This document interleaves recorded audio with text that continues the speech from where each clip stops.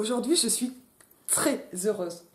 Normalement, je fais des blagues quand je commence les intros et là, j'ose même pas et pourtant, tu rigoles. Donc, je suis vraiment très, très heureuse parce que je suis avec Julie Van Stendel. Je l'ai mal prononcé. Non, ça va en fait. Oh yes, ça valait le coup de m'entraîner. Et on va parler de bande dessinée et on va parler de tes bandes dessinées. Si tu veux bien. Judith, je vais le redire rapidement, on s'est rencontrés à un débat à Bruxelles sur sur les héroïnes et les femmes en bande dessinée. Et moi, j'ai honte de le dire, je ne connaissais pas tes BD avant.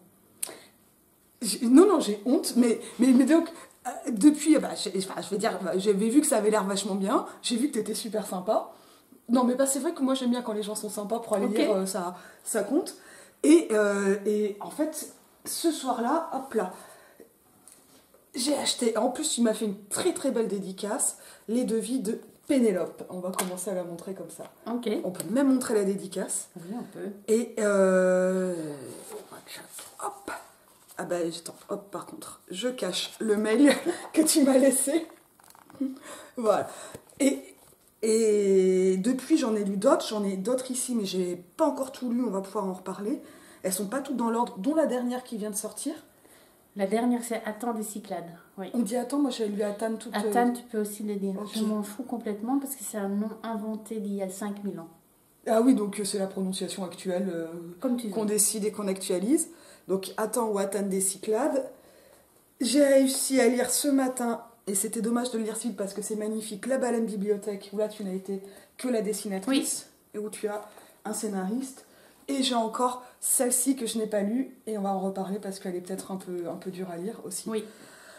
D'ailleurs, je ne sais même pas dans quel ordre elles sont chronologiques. Les devis de Pénélope, ça m'a fait pleurer.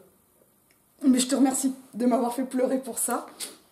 Et en plus, tu m'as dit qu'on était dans la maison de Pénélope, alors je suis... on est dans le fauteuil qui est en Pénélope, oui, dans ce livre-là.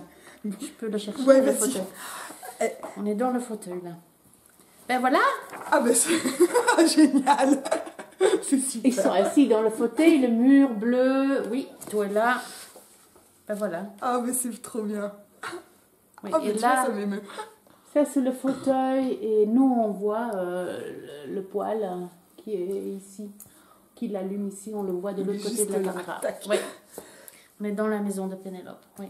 Ah mais ça c'est quand même beau quoi. Alors, juste en lisant ce que j'ai pu lire pour le moment, j'ai l'impression que tu as quand même un attrait assez important sur des questions féministes, des questions aussi au niveau du dessin qui vont être très contemplatives. Les devis de Pénélope, c'est assez surprenant, mais est-ce que tu dirais que c'est une BD féministe ? Oui, c'est une... c'est fait pour être féministe, oui. Ça parle d'une maman qui doit choisir entre son boulot et son enfant. Pour être vraiment très clair là-dessus. Ouais. Et c'est une question qui me tracasse depuis que je suis presque née. Parce que dans mon entourage, c'était surtout les hommes qui voyageaient beaucoup et qui se développaient dans leur boulot et qui étaient très connus pour leur boulot.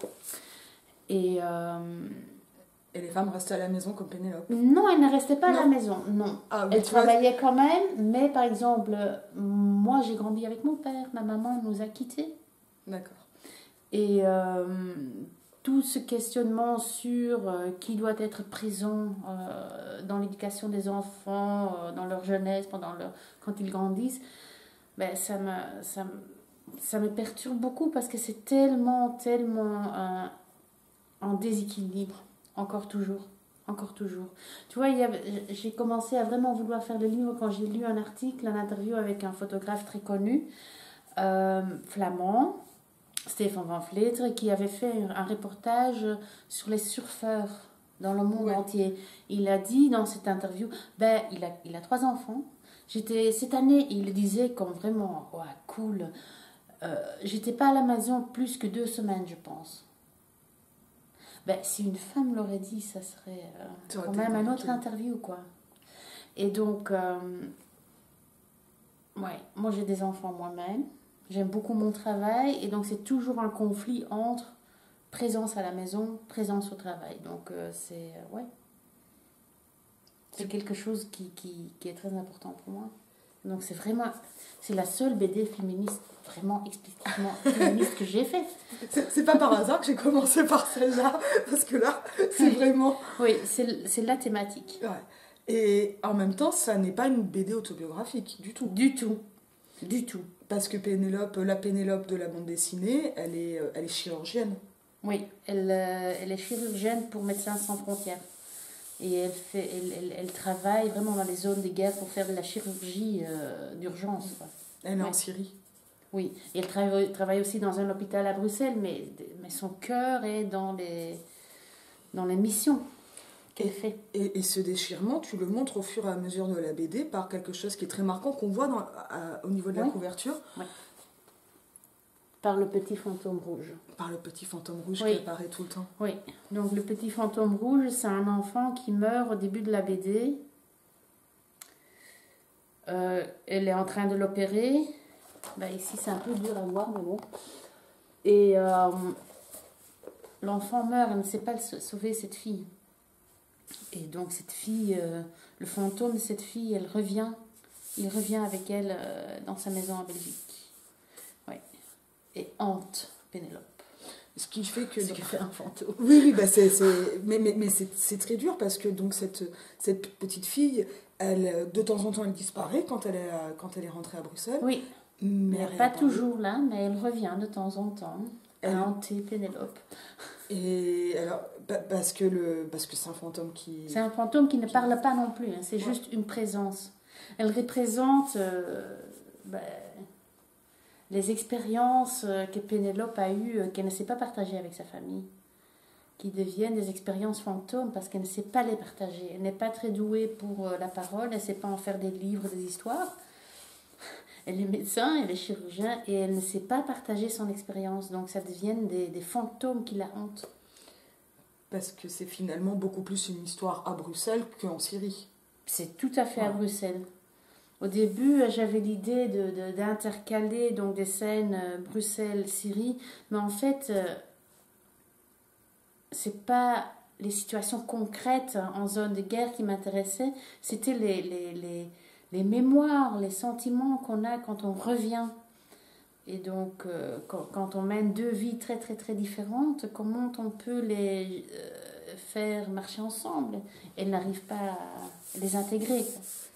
Et ce décalage, il est permanent. Oui. Avec ses enfants, dans la vie courante, elle n'arrive pas à parler avec son thérapeute. Non. C'est compliqué avec les collègues, même aussi. Mais je pense que c'est très difficile tu vois, j'étais dans les camps de réfugiés à Lesbos, à Moria, qui a brûlé. Hein. J'étais là avant que ça brûle. Et moi, heureusement, mon métier, c'est raconter des histoires. Donc moi je sais traduire ce que j'ai vécu, ce que j'ai vu, ce que j'ai ressenti dans une BD. Hein, c'est mon travail. Mais si on est médecin, on n'a jamais appris à se raconter. On a appris à aider les autres, à écouter, à être à l'écoute. C'est un magnifique métier. Mais le problème, c'est que s'exprimer et se raconter et raconter ses expériences, c'est souvent très difficile. Et donc si on n'arrive pas à raconter, à partager ses expériences, ça devient très oppressant parfois. Et surtout des expériences de guerre, c'est très incompréhensible pour quelqu'un qui ne l'a pas vécu. Sauf si on lit de la fiction ou si on lit un récit vraiment qui est émouvant. Mais Pénélope, elle n'écrit pas des récits très émouvants. Et donc, elle est seule dans cette expérience. Elle ne sait pas partager ça avec ses collègues ni avec sa famille parce qu'elle ne trouve pas les mots. Et en même temps, on dirait qu'elle n'arrive pas à aider dans sa famille. Tu vois, son boulot, c'est d'aider, mais elle est moins utile dans sa famille puisqu'elle a besoin de les opérer. Parce qu'il n'y a pas de structure professionnelle où il y a un règlement, où se comporter avec...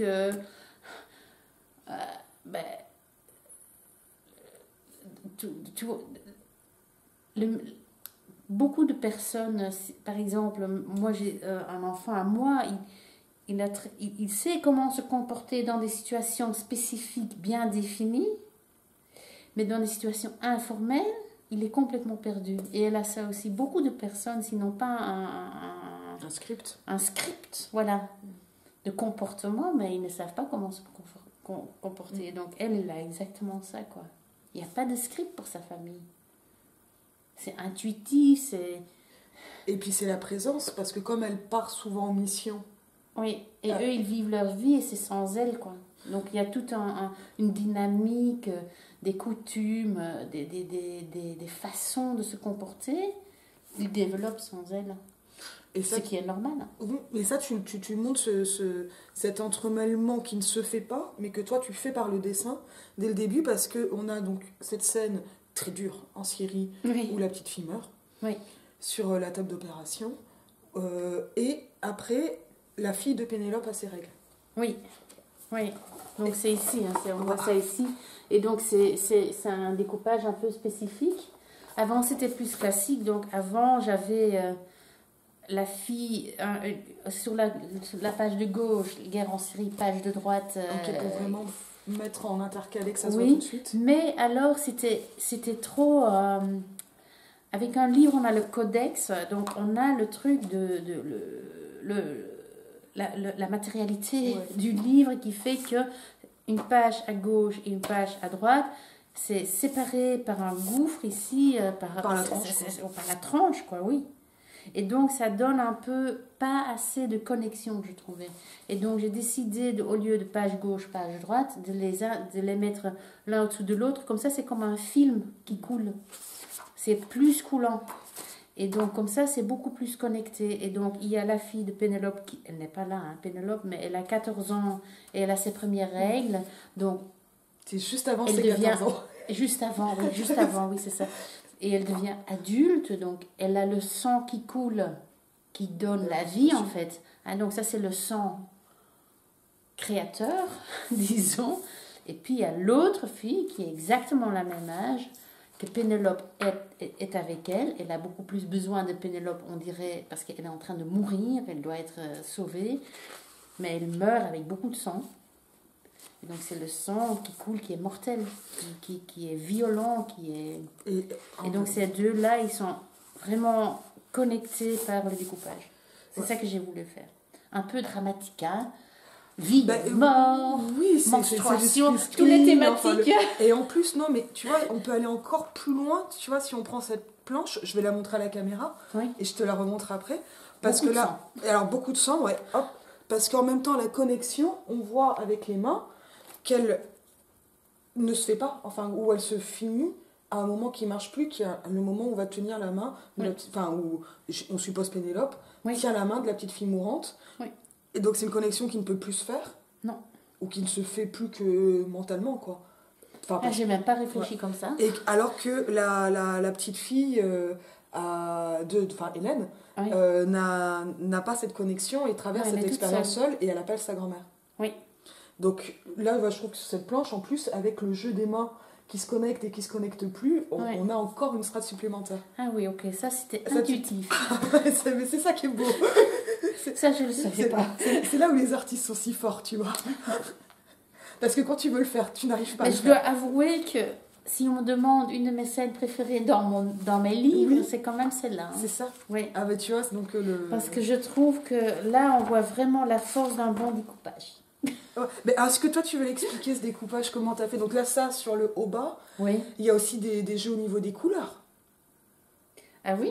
Tu vois, parce que le rose du pyjama qui va... Alors le rouge va faire la connexion. Oui, le rose du pyjama, c'est le pyjama de ma fille quand elle avait 14 ans. Et elle avait un pyjama comme ça et je trouvais ça tellement le prototype du pyjama des filles... le pyjama cliché d'une fille de 12, 13, 14 ans, quoi. Oui. Mais en même temps, le rose contraste avec le vert de la salle d'opération. Oui. Donc, tu vois, il y a à la fois tout ce qui connecte et tout ce qui déconnecte. Ah oui. Mais tout ça, c'est intuitif aussi. Ouais, je dois avouer. Mais c'est... Regarde, là, hop, ça continue. Au niveau des couleurs, moi, je dirais que tu as quand même quelque chose d'assez clair au niveau de la cuisine. Alors...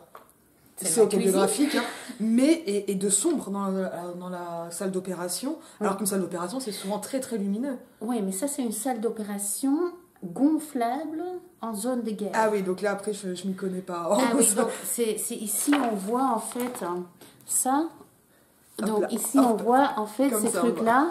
Ça, c'est la structure gonflable de la salle d'opération. C'est comme ça. Et c'est foncé à l'intérieur? Ah non, ça c'est pour les tuyaux, tu veux dire? Oui, je En sais haut, pas. qui vont Je gonfler? m'imagine que cette lampe-là, c'est une lampe classique d'opération. Elle donne beaucoup de lumière. Ouais. Donc, Parce que là, la lumière est noire en fait. Enfin, ton dessin est lumineux, oui, mais mais ça, je pense que c'est plutôt pour donner ambiance. ben, hein. c'est pour le Ouais. drame, mais tu Oui, vois, pour le drame comme ça contraste entre les shakespearien, deux quoi. aussi.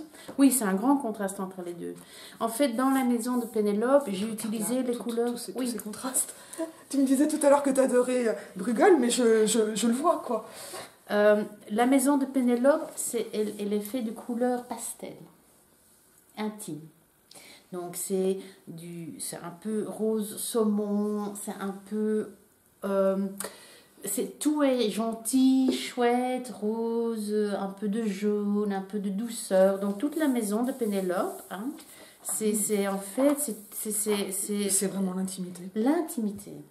Et donc j'ai contrasté, oui, la froideur des couleurs de cette bière avec la chaleur des couleurs dans la maison de Pénélope. Ça, c'est consciemment. Oui. Mais bon, je ne sais pas, je dois avouer, je n'ai pas été dans une salle d'opération, dans une zone de guerre. Donc je ne sais pas. Mais ici, j'ai voulu quand même le découpage que j'ai fait en bas, avec la zone de guerre, l'opération. Ici, elle est quand même chaotique. J'ai voulu donner l'idée... Regarde, les corps allongés répondent aux corps allongés. Oui, ah oui, peut-être, ça je sais pas.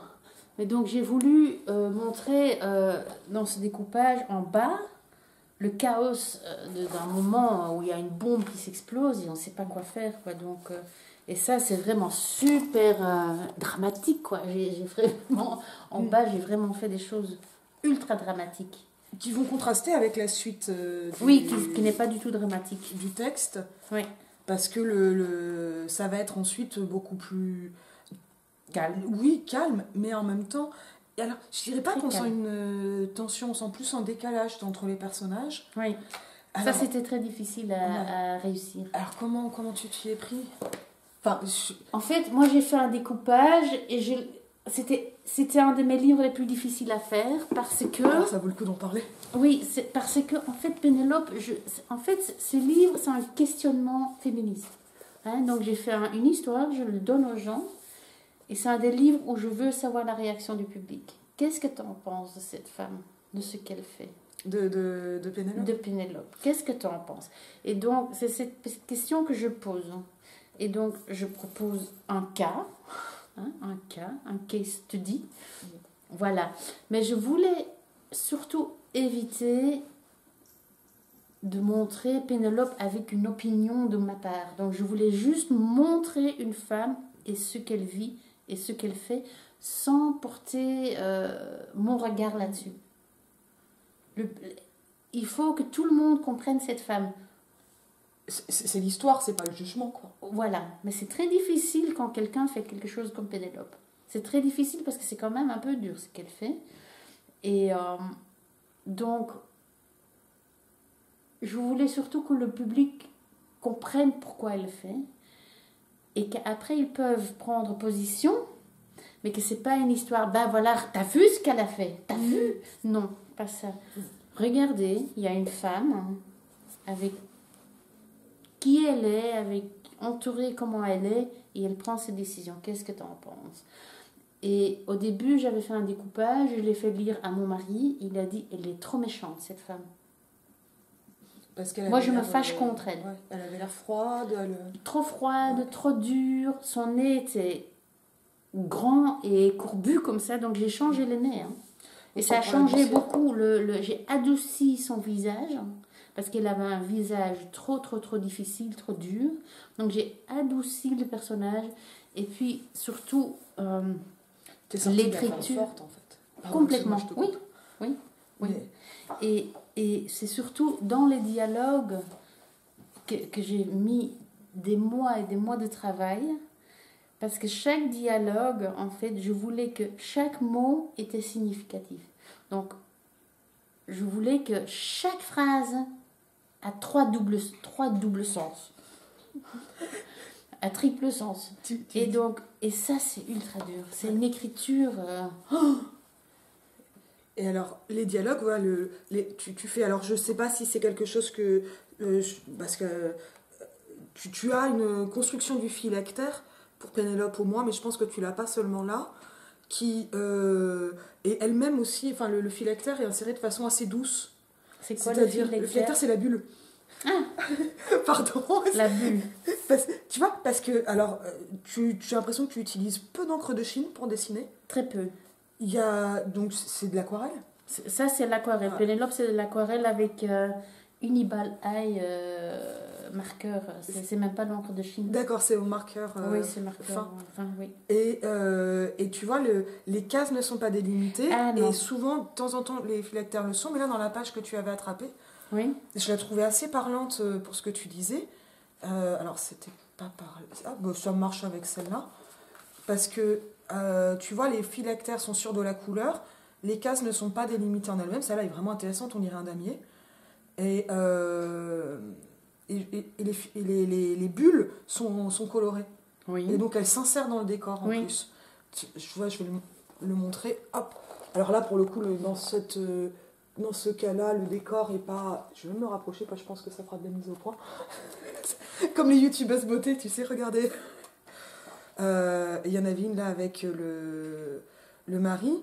Parce que, tu vois, en plus, tu n'as pas toujours des cases. Souvent, il n'y en a pas. Des fois, il y en a. Oui, ça, c'est une évolution dans mon travail. Si on regarde mon dernier livre, c'est encore pire, quoi. Il n'y a plus rien. Il n'y a plus de cases. Mais tu viens, je crois, de l'illustration et on dirait que tu y retournes presque à ce niveau-là. Tu as je viens pas de l'illustration, je viens de la BD pure dure. J'avais cru lire ça, donc je m'en excuse. Non, c'est pas grave. Tu as une formation en BD. Oui. Et ici, donc, ici, c'est plus classique. Ça, c'est un de mes premiers livres. Mais déjà, c'est pas super classique, mais c'est quand même plus classique, quoi. Ça, c'est classique. Hein? Oui, là, il y a les cases. Là, hop, mais déjà, à la fin... moins. Oui. Tu vois, je prends là. Oui. Parce que là, on retrouve des choses de bande dessinée. Mais tu joues avec les formats. Et ici, je suis complètement... Ça disparaît complètement. Eh bien là, tu fais des tapisseries, en fait. Ah oui, peut-être. Tu vois, dans le format. Mais en fait, tout ça... Ça vient intuitivement. Donc ici, non, c'est des idées que j'ai. Par exemple, là, je voulais que la vie de Pénélope, même si elle sent un gouffre, si elle se sent séparée des autres, elle est complètement connectée. Et donc, j'ai collé toutes les cases. J'ai pas utilisé du noir, des délimitations noires pour vraiment coller toute leur vie interconnectée. En fait, c'est un tissage, quoi. C'est Pénélope, ça vient de l'Ulysse. Et elle... T'imagines bien que j'allais pas te laisser sans parler du lycée de Pénélope. En fait, c'est basé sur l'Odyssée. Hein, oui. Mais ici, Pénélope, elle n'attend pas. C'est elle qui part et c'est le mari qui reste à la maison et qui prend soin de l'enfant qui devient adulte, comme dans l'Odyssée. Hein. Et donc, j'ai voulu tisser vraiment l'histoire de Pénélope avec les autres personnages de sa famille. Elle est vraiment interconnectée avec eux. Et c'est déchirant pour elle de partir. Et donc j'ai voulu montrer ça dans la façon de mettre les cases. Elles sont collées complètement. Ce qui est embêtant parce que si on fait une faute, il faut recommencer toute la page parce qu'on ne sait pas. Ben, c'est tellement collé, on ne sait pas corriger. Quoi. Non, là tu peux pas. Ça c'est sûr. C'était une très belle décision. Ouais. C'est quel format d'ailleurs les originaux? Le même. C'est le même que la BD. Ouais. Et d'ailleurs, là, tu vois, ça parle vraiment de maternité. Enfin, là, en l'ouvrant, je ne me l'étais pas dit, mais je pense que tu le vois. Mais ça, toi, c'est typiquement, je ne sais pas si c'est conscient ou pas. Oui, c'est conscient. Ça, c'était conscient. Oui, ça, c'est conscient. Le sac vert. C'est rigolo, non? Mais, tu vois, je trouve ça super bien. Mais moi, j'aime beaucoup. Mais là, je t'ai passé à côté. Donc, tu vois, le commentaire permet des fois d'ajouter des choses, mais il passe souvent à côté. Mais le livre, ce livre, il est rempli de chaque case, chaque image. J'ai vraiment travaillé sur tous les sens possibles du truc. Il n'y a rien qui est gratuit. Rien. C'était mon but, c'était voir dans 150 pages combien de choses est-ce que je sais mettre dedans. En les tissant. En les tissant. Et en même temps, parfois c'est même rigolo, quoi. Tu vois, c'est pas que c'est un livre, je trouve, qui est tout le temps... Il y a des scènes rigolos. Et douces et chouettes, mais Pourtant, c'est le livre le plus dense que j'ai pu faire dans ma vie. Peut-être je vais être fatiguée à la fin. Il J'ai est splendide, beaucoup- c'est une splendeur. J'ai beaucoup aimé faire ce livre. Beaucoup, beaucoup, beaucoup. C'est un de mes livres préférés. Oui, c'est mon livre préféré, je pense. Waouh. Ouais. Et alors... De mes livres, hein, pas de... Ah non, non, mais je pense que tout le monde l'avait compris. Ouais. Et alors, tu commences, faut quand même le dire. Alors là, typiquement, là, on la voit, l'intrication, quand le maillot et le fond. Mais ça, c'est volontaire aussi, j'en suis sûre. Oui. Donc, je m'appelle Pénélope. Donc, en fait, son vêtement et la page Oui. ne font qu'un. Et après, moi, honnêtement, je l'ai ouvert, je l'ai reposé, je l'ai photographié, je l'ai envoyé à mes copines, j'ai dit, waouh. Tu veux peut-être le lire, même si c'est en Tu peux français. le lire, oui. Je ne tisse pas, je n'attends pas. Et là, je sais. Je n'ai pas de fil ou de fils. C'est les deux. J'ai une fille. Dans une semaine, elle aura 18 ans. Je ne serai pas là. Cela fait 4 ans que je ne l'ai plus vue. Alors, je vais quand même montrer déjà ça. Et en plus, ce sont des gestes qu'on retrouve dans Atan ou Atan des Cyclades. Parce que là on n'est pas en BD. Enfin, parce que... Moi, je trouve ça BD. Mais- C'est alors, on a image, texte et texte et image. Mais on n'a pas de case, je veux non, dire, il y a pas de de case. façon traditionnelle. J'aime bien ces pages aussi. Oui, c'est beau. Et alors là, tu me permets de faire un peu de commentaires de, Oui, de oui, français oui, littéraire. oui, tu Non, peux mais le là, tu as faire. des phrases déclaratives, affirmatives extrêmement simples et qui arrivent en faisant le lien immédiat avec, avec l'épopée, Ah oui, totalement. mais par la négative. Oui. Voilà. Non, mais et le double sens, évidemment, qui est impossible à restituer à l'oral entre fil et fils. Oui. Et en même temps, avec un lien qui se dénoue et qui se met dans une enveloppe comme pour être envoyé. Exactement. Donc ça marche bien, on est d'accord. Symboles. Mais oui, mais ça marche Tout les est symboles. symbole. Ça marche très très bien. Et après, boum, on arrive en zone de guerre. Oui. Donc là, on est vraiment dans un préambule en fait. Oui. Sur ça, pourquoi avoir choisi Pénélope Parce que les allusions à l'épopée, elles sont partout. Elles Alors, sont partout. elles sont amusantes à lire parce qu'on a les reconnaissances. Enfin, ça va créer de la complicité avec les lecteurs. Mais on sent bien qu'il y a quelque chose en plus quoi sur ça. Tu avais envie de répondre à Homer Oui. En fait, à un certain moment, je voulais... en fait, en Belgique, je ne sais pas en France, mais il y a la tradition pour un écrivain ou pour quelqu'un qui fait du théâtre, etc., de rentrer en conversation avec les grands du passé. Hein? Et donc, je me suis dit, moi, je dois aussi faire ça pour être plus au sérieux. Regarde, The Odyssey Homer. Ça, c'est un des... Ah ouais. Là-bas.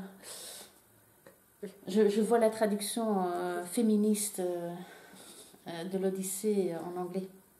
Ah, tu l'as lu déjà? Oui. Oh, c'est bien parce que moi, j'ai lu des articles dessus, mais je ne l'ai pas lu. C'est génial. Je vais l'apprendre. et donc, j'ai commencé à lire Shakespeare. Donc, je voulais rentrer en Ah, c'est conversation. magnifique. Tu as vu que j'ai lu, hein? Oui, 3 fois. la preuve. La preuve. C'est incroyable ce livre, cette traduction. Elle est incroyable. Comme ça, hop. Emily Wilson. Et en fait, j'avais lu, j'ai lu Don Quichotte, j'ai lu Shakespeare, j'ai lu les tragédies grecques. Et je trouvais ça tout très violent. Et ça m'a je sais pas, je me retrouvais pas. Pourtant, c'est très intéressant. Et puis je me suis dit pourquoi pas Homère. Et donc j'ai commencé à lire en français c'est L'Iliade et l'Odyssée. L'Iliade, trop de guerre. Et l'Odyssée, ce qui m'a frappé surtout dans l'Odyssée, j'ai pris l'avion, pas du tout écologique, à Malaga. Je me suis installée 1 semaine à Malaga et j'ai lu l'Odyssée. Et j'étais en choc par la position des femmes dans ce livre. Et pourtant, en ce moment, il y avait de l'Odyssée, il y avait un travail qui s'était mis intégralement sur scène dans le théâtre royal flamand à Bruxelles, avec beaucoup de discussions autour, organisées par le théâtre, surtout sur la migration, sur les réfugiés, parce que l'Odyssée, c'est quand même une histoire aussi de quelqu'un qui arrive sur des îles où il ne doit même pas dire son nom, mais qu'il est accepté tel qu'il est. Donc c'était dans la pleine crise des réfugiés, mais aucune discussion aucune conversation sur la position de la femme dans cette épopée qui est quand même terrible parce que la position de la femme, elle est immonde, elle est dégueulasse, quoi. Et je ne comprenais pas que mes enfants, moi, tout le monde en Belgique, je ne sais pas comment c'est en France, mais on grandit avec l'Odyssée. C'est c'est un des textes les plus basiques de notre culture occidentale, pas orientale, occidentale. Et voilà, je me suis dit, bon, voilà, je vais prendre Pénélope et je lui donne une autre vie. Une nouvelle vie, et c'est elle qui va partir, et c'est le mec qui va rester à la maison. Et voilà. Et après, je me suis rendu compte qu'il y avait plein de gens qui avaient déjà fait ça. J'étais pas la première, mais bon. Et je trouvais ça important. De réécrire les textes fondateurs de notre culture. C'est super important parce que on grandit avec ça, sans questionnement. Et je trouve ça horrible. Voilà. Et elle part à la guerre, oui. Mais elle est médecin. Oui. Donc tu vois, oui, je renverse tout. Tu reproduis, tu renverses, oui, t'inverses les rôles. Oui. Et rien que la lecture à partir d'épopée, elle est passionnante, notre BD. Ah oui, vraiment. Ok, merci. Bon, tu as vu mon mail où je te disais, bon voilà, j'ai lu, je n'ai pas de mots, mais c'est vrai. Est-ce que tu veux parler d'Athane ou Athan des Cyclades ? Parce que là, tu vois, on a quand même un tropisme grec, j'ai envie de dire, sur c'est pas sur grec, ça. C'est pré-grec. C'est celui-là, oui. C'est antérieur. Ah ouais, honnêtement, c'est vraiment une période que je connais pas. Ah non, moi non plus. Parce que là... non, je la connais, mais je ne connaissais pas non plus. En fait, ça parle des Cyclades, donc les îles en Grèce. Mais en fait, il y a 5000 ans, il y avait une culture, la culture, on l'appelle cycladique parce qu'on ne sait pas comment eux ils s'appelaient, qui produisait les sculptures très connues, bon, pas pour tout le monde très connues, mais qui paraissent très grecques, mais très modernes, en fait, contemporaines. Du Brancusi. Oui, du Brancusi, mais il s'est basé là-dessus. Hein. Voilà. Et c'était pas du tout une culture grecque parce que les Grecs n'existaient pas encore. Donc c'était une culture égéo-anatolienne. Qu'est-ce que ça veut dire ? C'était un peu lié à la Turquie de maintenant. Et c'était une culture de bronze qui faisait des sculptures très contemporaines en fait. Et c'est le Louvre qui m'a demandé de faire un livre et je pouvais choisir, ils ont une série de BD et je pouvais faire ce que je voulais et j'ai choisi donc la salle des arts cycladiques dans le Louvre pour en faire une histoire. Alors parce que donc ça c'est un partenariat entre le Louvre et Futuropolis. Là on est chez le Lombard. Tout le reste c'est chez le Lombard. Et en fait alors donc c'est donc avec le musée du Louvre, c'est-à-dire à partir d'une salle. Comment ça même à partir d'une sculpture. D'une sculpture, c'est là quoi la grande tête. Et qui voulait une bande dessinée à partir d'une sculpture. Oui, je pouvais aussi prendre un personnage du Louvre ou ce que je veux. Hein, je pouvais faire ce que je veux. Okay. Mais moi, j'ai pris cette culture-là parce qu'elle me fascine, parce que c'est une des plus anciennes grandes cultures de l'Europe. Et je trouvais ça très fascinant. Et en plus, c'est des sculptures. Il y a plusieurs sculptures de cette culture dans cette salle. C'est toutes les mêmes. C'est standardisé. C'est une culture d'art standardisé. Et ça me fascine quand même. Et parce que là, alors, la question dans ce cas-là, c'est... Parce que ce que tu représentes dans cette BD, c'est une bande dessinée de formation sur un petit sculpteur. Oui. Qui apprend à sculpter. Et quand tu parles de standardisation, finalement, c'est quelque chose sur l'artisan qui va, ou non, être dans cet art standardisé. Oui. Si je ne me trompe pas. Oui, c'est ça. Je donne cours moi-même, et nous, à Saint-Luc, où je donne cours en néerlandais, donc il y a un Saint-Luc en néerlandais à Bruxelles, on dit tout le temps, il faut trouver ta voix, il faut se développer, ta personnalité va se rendre, ton style, blablabla. Bla, bla. Mais en fait, ça veut dire quoi ? Tout le monde travaille dans une tradition. Moi, je ne fais pas des dessins chinois ou je sais pas, japonais, ou je sais pas, je suis européenne. Et ça, c'est clair que je suis... Bon, maintenant, avec la mondialisation, peut-être ça change un peu, mais tout le monde travaille dans une culture, dans un style, dans une tradition. On ressent ta personnalité dedans, peut-être, plus ou moins selon ce qu'on attend dans cette culture. Mais oui, je trouve ça fascinant de voir qu'il y a une culture qui est énormément appréciée par Brancusi, Picasso, tous les grands de notre culture. Ils se sont basés sur ces sculptures cycladiques et les sculptures sont vendues dans des galeries d'art à des prix incroyables. C'est dans les grands musées du monde et c'est de l'art complètement standardisé. Donc, je trouve ça magnifique. Je trouve ça... Je vais juste le dire tout de suite, quand tu dis que tu es dans une culture européenne, c'est pas que tu la revendiques par chauvinisme ou nationalisme, c'est juste que tu l'admets, voilà. Je le constate tout le temps, quoi. Et non, mais je suis sûre que tout le monde l'aura compris en t'entendant, mais comme ça, on est absolument sûr que c'est pas par nationalisme que tu dis ça. Non, du tout. Et cette standardisation, en fait, elle passe par un apprentissage dont tu montres les étapes, mais oui. Alors comme on a eu en privé des conversations sur la construction du récit, de l'intrigue, et le temps et la difficulté à représenter quelque chose de l'ordre du temps en fait, oui.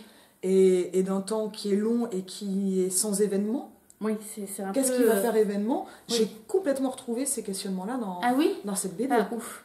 Ah oui, ah non, moi Parce qu'en fait, il ne se passe rien. Moi, je dirais qu'il se passe plein de choses. Oui. Parce qu'il est petit, il modèle de l'argile. Oui. Il fait complètement autre chose. Il doit apprendre autre chose. Ce qu'il fait naturellement. Oui. Et à la fin, il transmet. Oui. Oui. Bah, c'est quand même pas mal. Oui, mais c'est moins dramatique que mes autres livres. Ah, mais après, il n'y a pas de... Il n'y a pas de sang. Voilà, non, il n'y a pas de sang. Non, mais il y a du rouge. Il y a beaucoup de rouge, oui. Mais ça, c'est... Ouais. Et tu accordes une attention aux détails. Oui, mais ça, c'est voulu parce que, en fait, c'est un livre qui parle d'une culture d'il y a 5000 ans. 5000 ans. C'est incroyable. On n'en sait rien du tout de cette culture. Il n'y avait pas d'écriture, donc on sait que ce qu'on trouve dans les fouilles. Et les fouilles ont été détruites par ce marché international de ces sculptures qui ont été pris des sites archéologiques pas de façon scientifique. Quoi. Les gens des Cyclades ont pris ces sculptures et vendu parce qu'ils étaient pauvres. Et donc c'est compréhensible. Mais donc on sait très peu de cette culture, donc j'ai dû m'inventer une culture, une culture, et je voulais que ce soit très réaliste. Pour qu'on voit les étapes de l'apprentissage. Ah oui, et je voulais que ce soit très réaliste et très normal dans le quotidien. Donc je devais être dans le détail, très correct, techniquement. Le seau, ça doit être vraiment un seau qui pouvait exister. Les sandales, ça devait être des sandales qu'on pouvait faire dans l'âge de bronze. Et en même temps, j'avais besoin du quotidien du personnage. Parce qu'en fait, tous les garçons, ils portent des mini-jupes, quoi.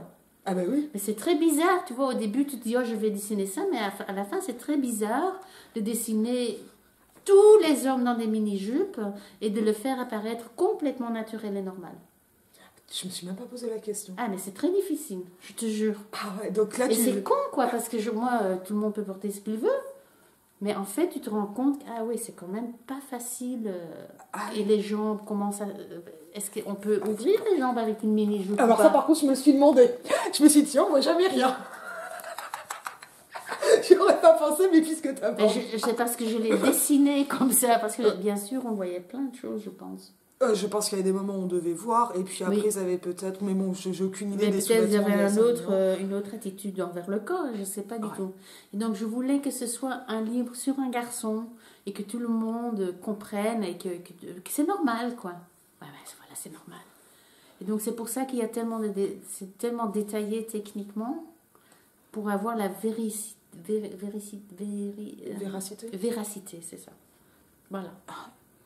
Et parce que je suis impressionnée, ça c'est en fait cette scène-là, on répare une sculpture, ça c'est vrai, c'était comme ça. Ouais, parce qu'on les a retrouvées, les sculptures avec les lacets. Oui, sans les lacets, mais avec les trous. Ah oui, les lacets ont dû être mangés puisque c'est du cuir. Et donc ça, je trouvais ça tellement fascinant, les solutions, j'aime beaucoup ça. Et ça montre l'attachement des sculptures au quotidien, justement, puisque Ouais. c'est ça qui est Ouais.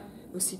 Et finalement, ça parle aussi de fabriquer l'art au quotidien et Oui. avoir de l'art au quotidien. Oui, Et avec un autre statut de l'art, parce que là, on voit que l'art est sacré, oui, mais en même temps... Alors, on l'utilise. On l'utilise. Oui, Et le jeune garçon a lui-même un marbre hérité de 5 générations, donc Oui. qui est très puissant, oui, et qu'il appelle tendre marbre. oui.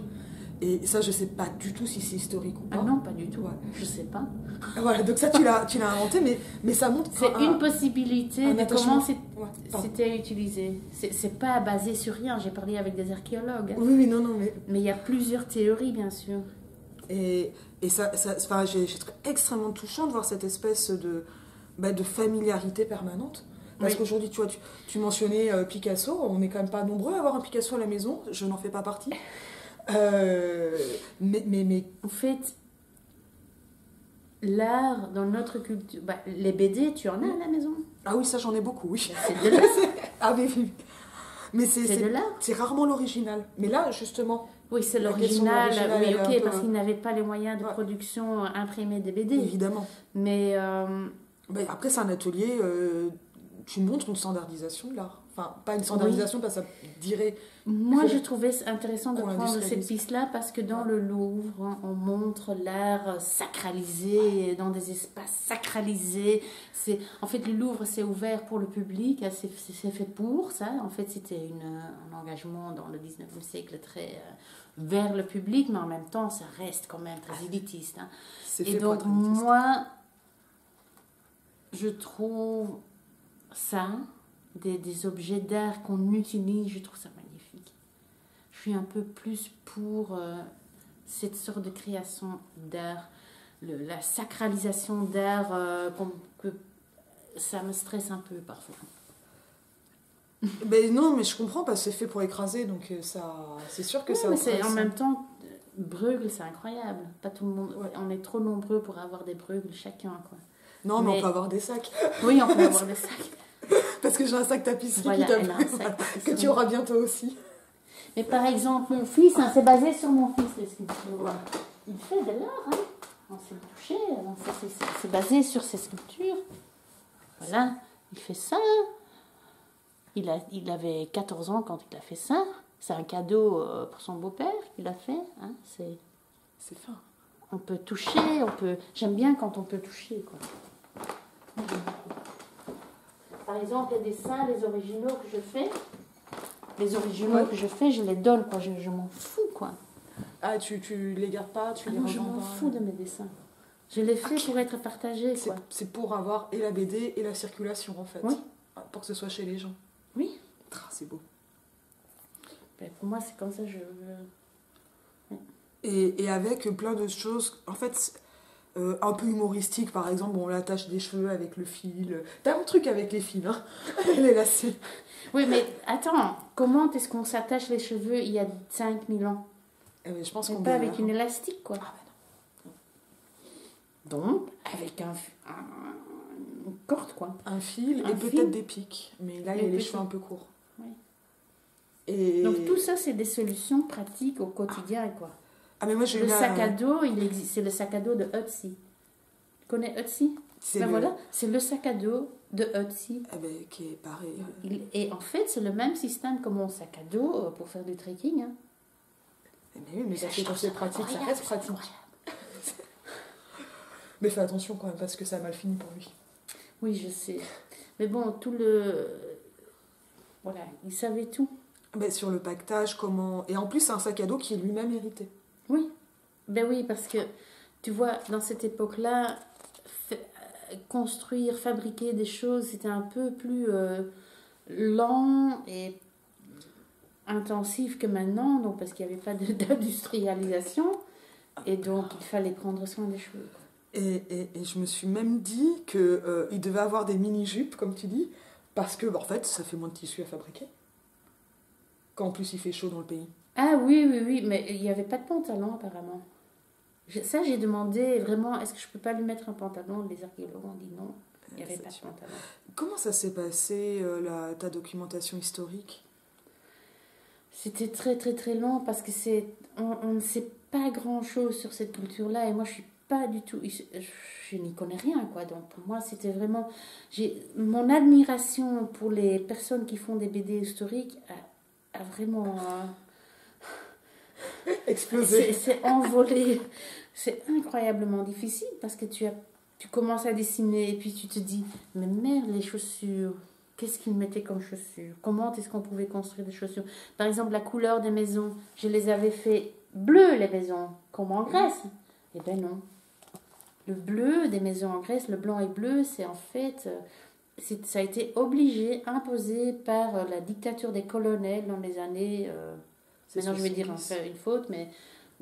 en Grèce, 60, 70, 70. Par là, à peu près. Oui, et donc les archéologues étaient très clairs là-dessus. Pas de bleu et de blanc. Hein. Couleur terre. Donc j'ai dû changer toute ma maison. Le cliché du truc grec. Les plantes qui grimpent. Ben, il y a 5000 ans, il n'y avait pas ces plantes-là. C'était d'autres plantes. Est-ce qu'il y avait déjà... Qu'est-ce qu'ils boivent? Du vin? Qu'est-ce qu'ils mangent? Du pain? Les olives, c'était là déjà. Tu vois, chaque fois que il fait quelque chose, tu te demandes, ah, mais c'était les bateaux. Le bateau, c'était comment le bateau dans cette époque? Est-ce qu'il y avait le voile? Non, il n'y avait pas de voile. Bateau à voile, ça n'existait pas. Est-ce qu'il y avait des... Et par exemple, ils pouvaient faire tout avec le rotan. Il y avait du rotan, et donc il y a plein de chaises. Ouais. Ça, j'adore. Plein de meubles qui sont... les tabourets, parce qu'on peut faire n'importe quoi avec le rotan. Ça, une chaise comme ça. Une chaise comme ça. Le grand-père, il est dans une chaise. On savait le faire parce qu'il y avait du bois et c'est le fabrique. Et ça, c'est typiquement des objets qui disparaissent. Ben oui. Ah oui, qui disparaissent totalement. Et tu as regardé quelles étaient les pratiques dans des ateliers de sculpture contemporains Oui, je suis allée... on m'a expliqué que la taille de marbre, en fait, en ce moment, dans cette époque, c'est complètement différent de la taille de marbre d'il y a 5000 ans, parce qu'en fait, on ne taillait pas vraiment, on ponçait. Donc, on utilisait la pierre de ponce qui était présente sur l'île de Naxos, un des rares lieux dans le monde où il y avait ça, pierre de ponce en Europe, ça venait de Naxos. Et donc, on ponçait au lieu de tailler. On taillait, mais on frottait beaucoup avec de l'eau. Et donc, c'était surtout fait avec de la pierre. C'était pierre travaillée à la pierre. Et donc, c'est une autre technique parce que maintenant, on utilise beaucoup de trucs en métaux, quoi, en métal. Oui, ben c'est des outils. Des outils, des marteaux en métal, quoi. C'est beaucoup plus résistant.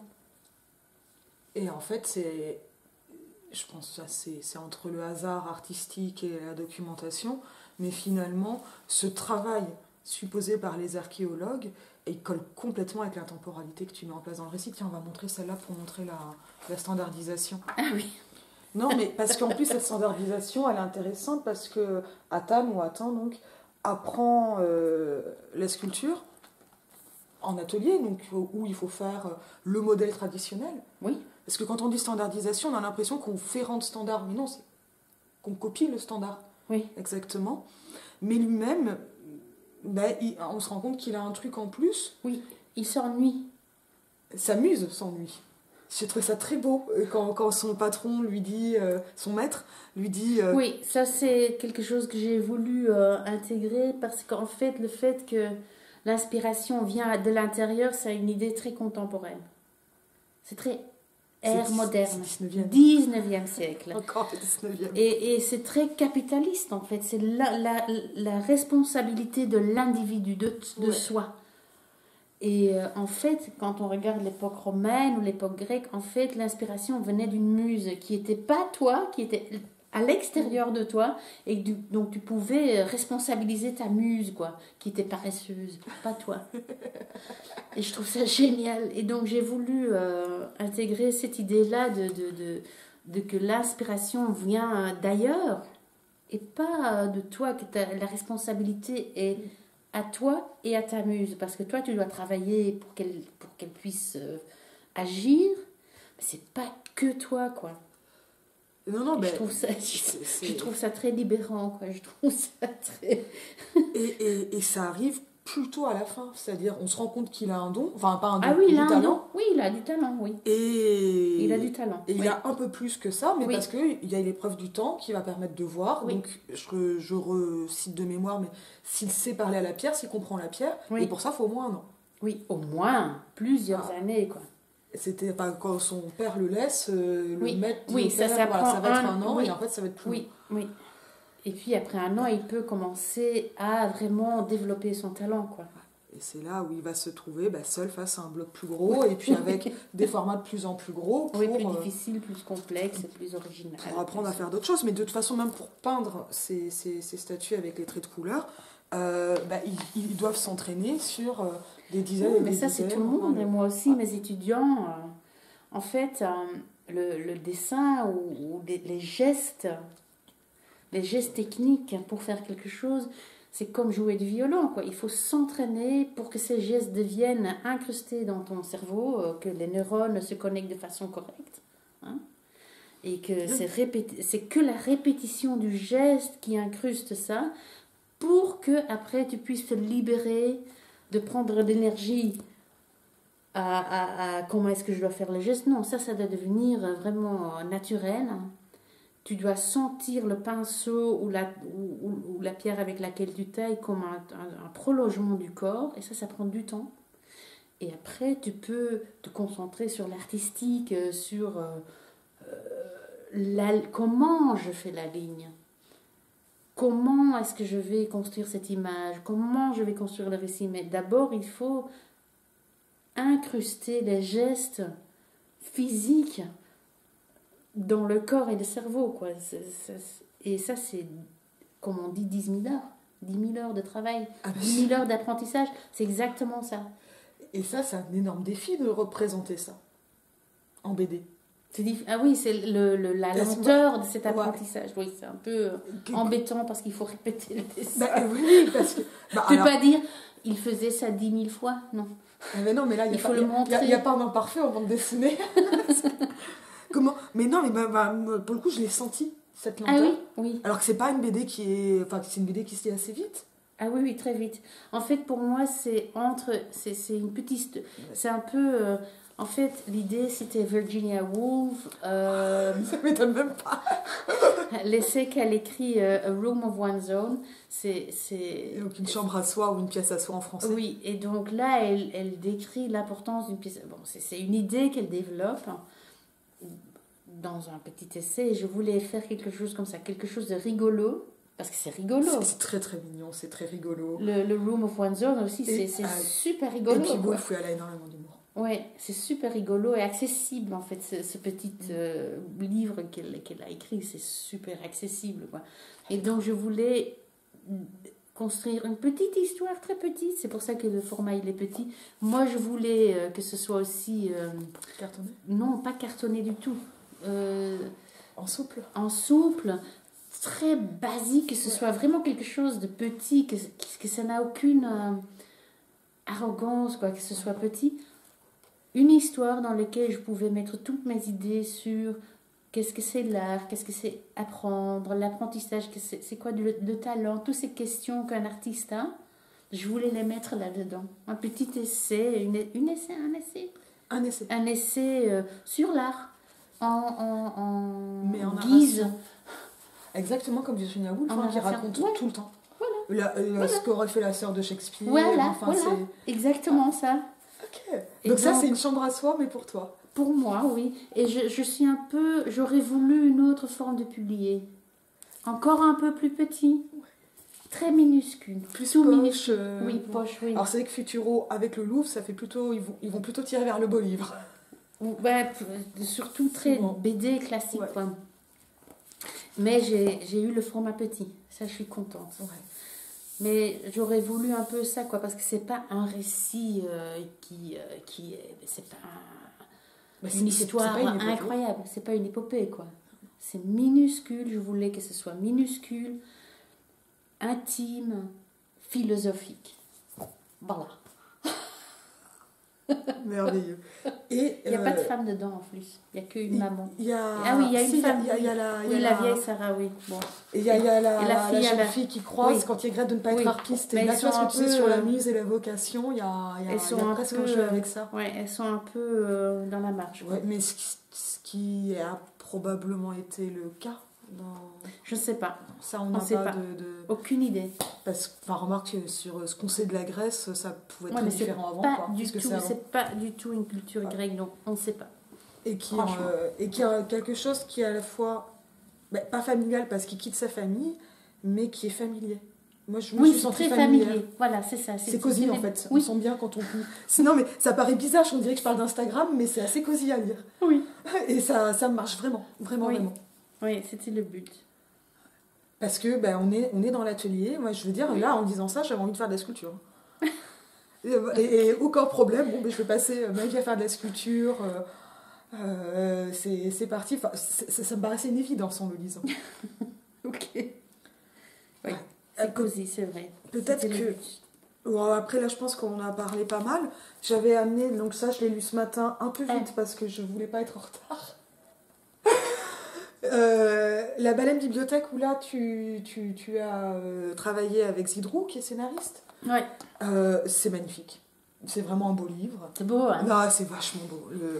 C'est parce que je ne devais pas écrire l'histoire, donc j'ai pu me régaler dans les dessins, que j'ai pu prendre le temps.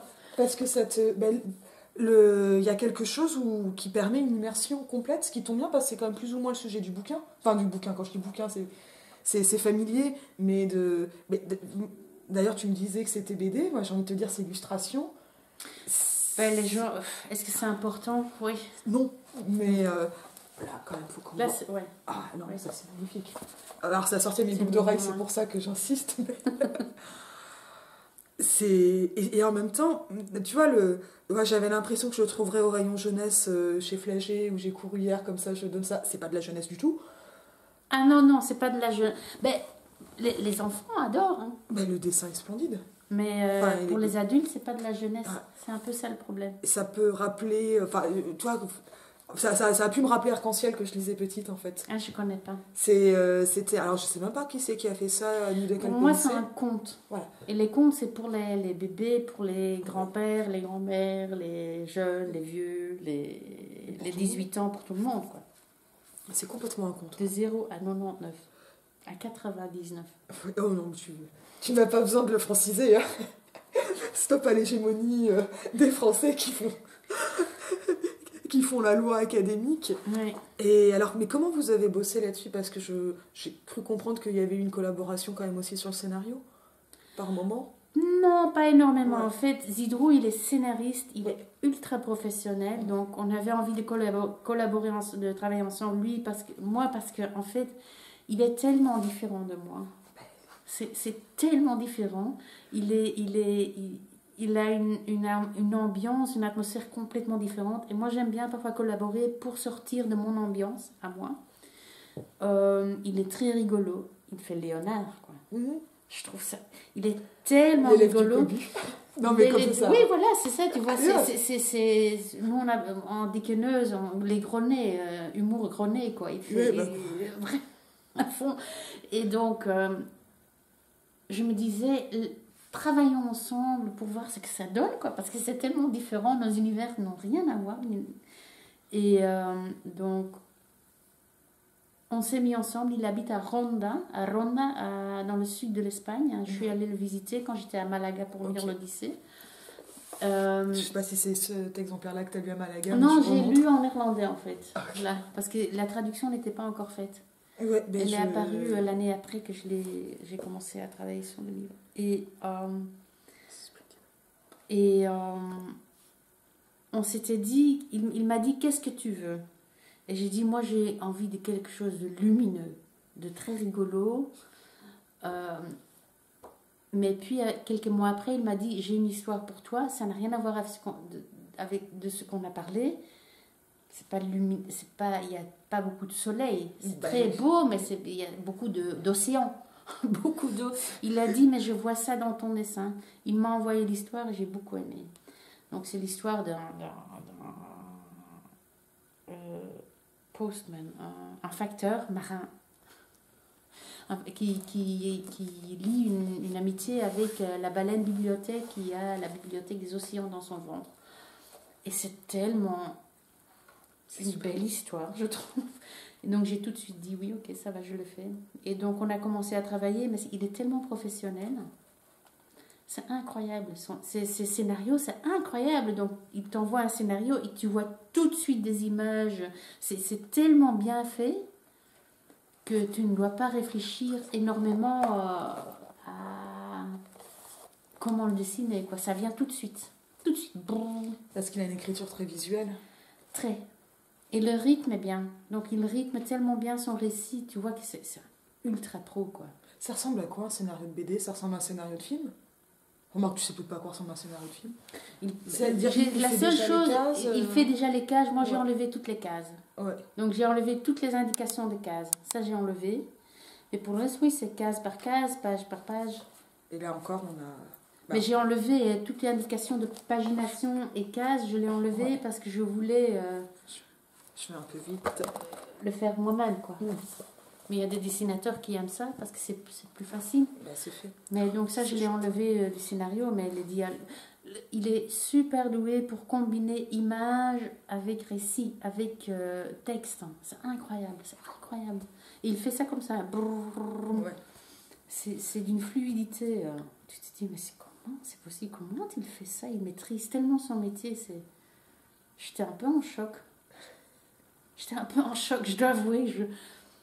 Et il est tellement agréable à collaborer, c'est tellement fluide, il n'a aucune, comment dire, il n'a pas une grosse tête, quoi, il n'a pas... Tu peux lui dire, ça je changerais, il te dit, ah oui, bien sûr, ah oui, c'est une bonne idée, tchic. C'est incroyable. Et tu veux en parler de ça? Oui, je veux bien parler de ça. Parce que c'est pas entièrement pour les enfants, mais moi je trouve moi je trouve que c'est complètement pour les enfants. Choquant. Alors ça il y a un dépend zizi, quoi. Ah oui, il y a un il est très zizi, rigolo, voilà. le zizi. Moi je trouve que c'est pas gênant, mais on va signaler qu'il y a un zizi. Donc Oui. si vous voulez pas que vos enfants voient des zizis dessinés ou des seins, donc non mais tu sais, on vit dans une société où en plus c'est le symbole de est-ce que tu vas avoir le zizi, est-ce que tu vas avoir le téton qui fait que le dessin circule pas. C'est surtout aux États-Unis que c'est difficile. Ça a été traduit en anglais. Et ça arrive par Facebook ou par ce... Et donc dans les critiques, c'est vraiment ça que c'est pas pour les enfants parce qu'il y a un zizi. Ouais. C'est... Pourtant, alors, cette scène-là, désolée, mais quand tu es dans une famille, c'est des zizi que tu peux en voir. général, on est nu dans la salle de bain et les enfants le voient, quoi. Non? Souvent, il y a des familles qui sont gênées, tu vois, par rapport à ça. Moi, j'ai pas grandi comme ça. Ouais, moi, j'ai grandi non, mais ça. moi, j'ai plutôt grandi comme ça. Oui. Mais je sais que... Je vois que le rapport à la nudité, alors pour l'Allemagne, que je connais un peu mieux, et la France, il est très différent. En Allemagne, c'est complètement... Ah oui, j'avais fait un stage en école maternelle, enfin en kindergarten, donc l'équivalent de l'école maternelle chez nous. Il faisait chaud, donc on arrosait les enfants nus, certains nus, certains en maillot, certains juste comme ça. Et c'est impossible en France. Ça, c'est laisser des enfants maternels se dénuder comme ça, même à la crèche, ça serait compliqué. Tu vois, Non, mais moi j'avais trouvé ça très bien, mais voilà, c'est vraiment un truc culturel aussi, le rapport à la nudité. Et donc je sais que ça va dépendre des familles et des gens. En tout cas, Zidrou, il y a deux choses que moi j'ai changées dans le livre. Premièrement, mais il était tout de suite d'accord, donc je pense qu'il a tout de suite compris. Ouais. Ah oui, je le fais. C'est bizarre. Donc, la femme du facteur marin, en fait, dans le scénario de Zidrou, elle ne faisait que comme ça sur le quai. Hein? Au revoir! Elle est enceinte et elle dit au revoir. Tu vois, elle reste... Pénélope. Et donc, je lui ai dit, je viens de faire Pénélope, je ne peux pas dessiner ça. Je ne peux pas dessiner une femme qui dit juste au revoir et qui est femme, je ne sais pas, à la maison, qui n'a pas de vie d'elle-même. Je ne peux pas.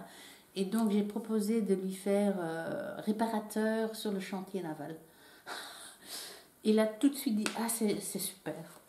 Donc, c'est pas que... Voilà, je pense que c'est plutôt une habitude. Donc, on la voit là.